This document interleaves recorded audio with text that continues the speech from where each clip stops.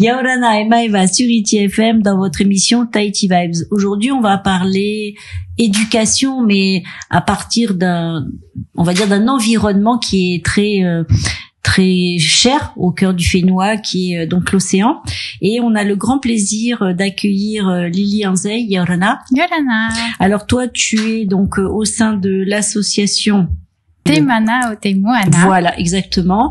Et tu viens nous parler d'un projet particulier qui est Ha'api no Te Paruru. Oui, tout à fait. Donc, qui veut dire clairement apprendre pour protéger. Oui.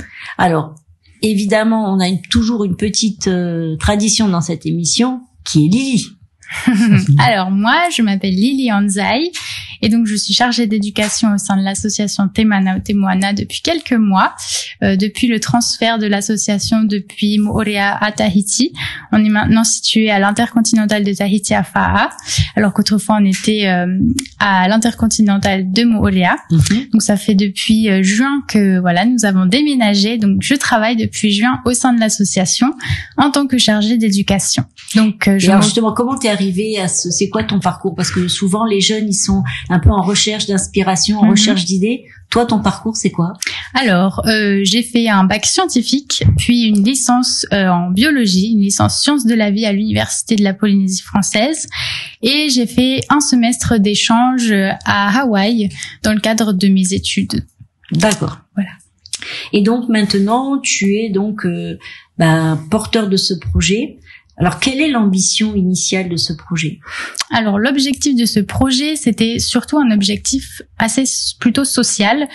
Donc, l'association Te Mana o Te Moana a beaucoup de projets différents en lien avec l'environnement et l'éducation, mais aussi avec un aspect social des choses. Donc là, on voulait vraiment faire bénéficier à des enfants et à des jeunes issus de quartiers prioritaires de Fa'a, notamment, des programmes éducatifs, des programmes pédagogiques pour les enfants, et des journées d'immersion, des journées de création de projets personnels et une journée aussi de découverte de projets locaux conduits ici sur Tahiti à des jeunes, cette fois-ci issus de ces quartiers de Fa'a.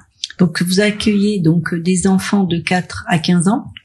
Il y a des objectifs différents entre ces enfants. 4 à 15 ans, c'est super large, 4 à 15 ans pour intéresser tout le monde, ça doit être quelque chose. Et puis aussi les jeunes adultes de 16 à 25 ans.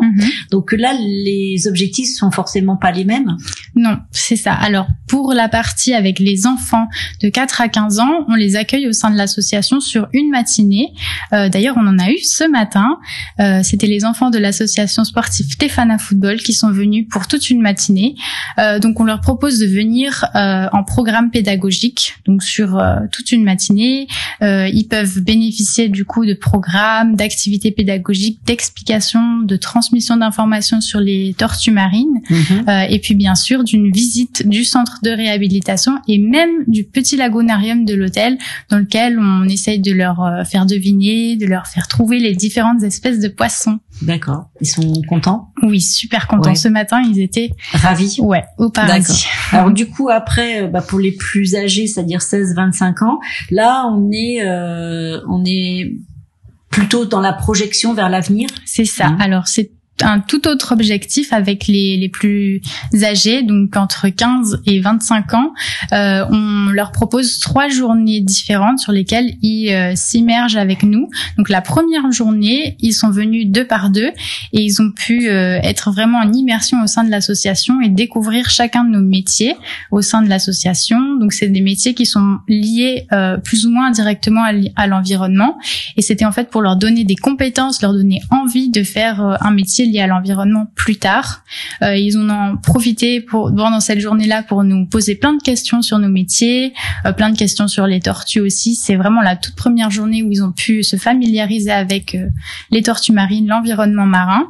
Puis la deuxième journée pendant laquelle ils sont intervenus, on leur a proposé de réaliser un projet personnels.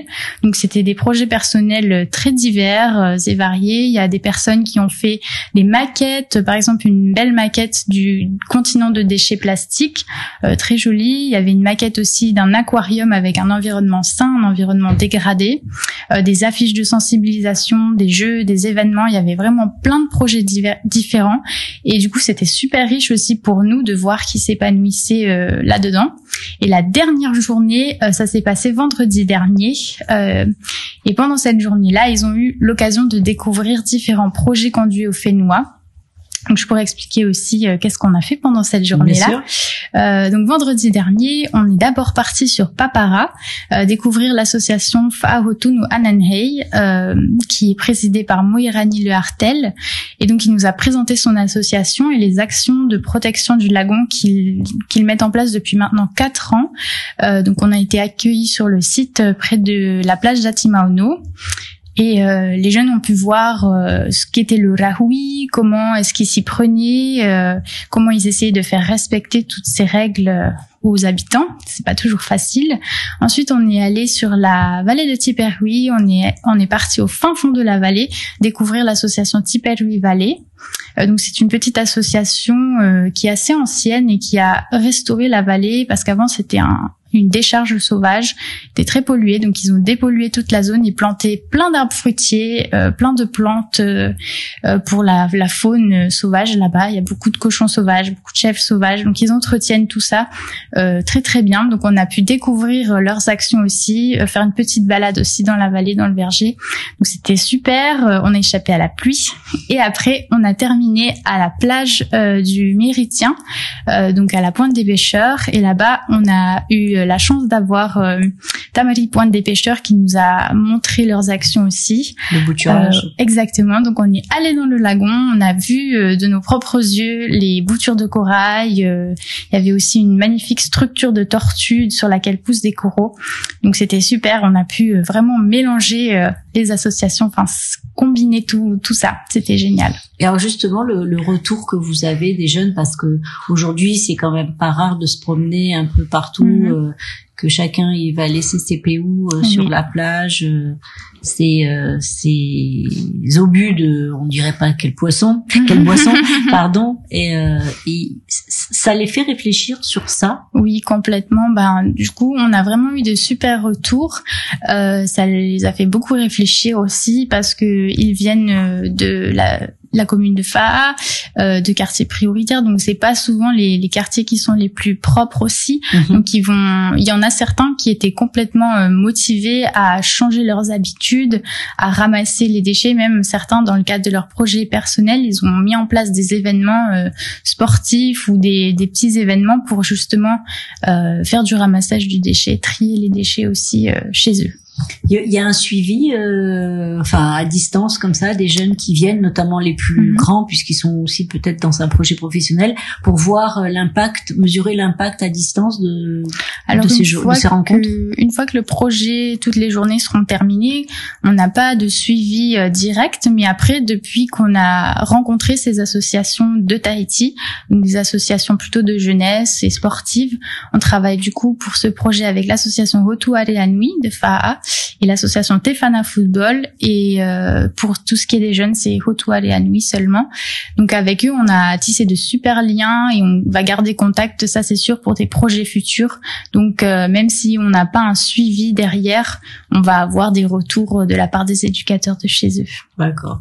Qui dit projet dit forcément financement. Comment ça se passe justement ces missions que vous faites d'éducation?